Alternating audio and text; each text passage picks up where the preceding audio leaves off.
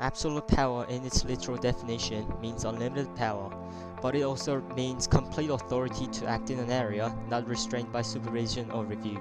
The opinion of absolute power is prevalent among publicists and statesmen, but they argue as to who should hold absolute power, the people or the executive. Absolute power can also mean omnipotence, but this can only be achieved by a divine being who transcends all limitations. In ancient times, humanity only understood and claimed part of this power only when they regarded their ruler as a god. Today, absolute power is frequently used to express when the sovereign is the only source and representative of the power.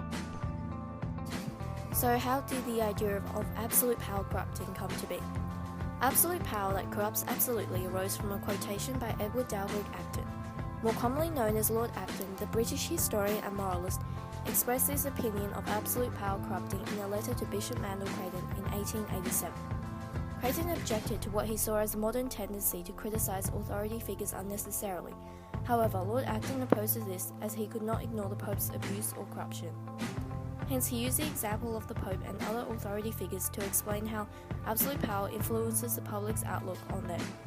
Though this concept of absolute power corrupting was made noteworthy by Acton, it is likely that he has derived this idea and developed it from French politicians. So what are some examples of absolute power corrupting? History is rife with examples of corruption and collapse of absolute power. Much of history connects corruption with the decline of a civilization or alliances and war. A fantastic example of absolute power corrupting absolutely is the fall of Roman Empire. The Roman Empire reigned for over 500 years before decades of corruption weakened the empire to the point of collapse. The Roman emperors had the legal power to completely rule over religious, civil and military affairs. They basically abused their positions to become immensely wealthy, while exploiting the public and creating a wide division between the rich and poor. In the last 2 centuries of its life, the empire began to run out of money, and the selfish decisions of the corrupt officials led to a failing economy, high taxation, high inflation, and rebellion. Finally, in 476 AD, the empire collapsed. As English politician and historian Edward Dalberg Acton once said, "Power tends to corrupt, and absolute power corrupts absolutely. Great men are almost always bad men." Abraham Lincoln quoted, "Nearly all men can stand adversity, but if you want to test a man's character, give him power."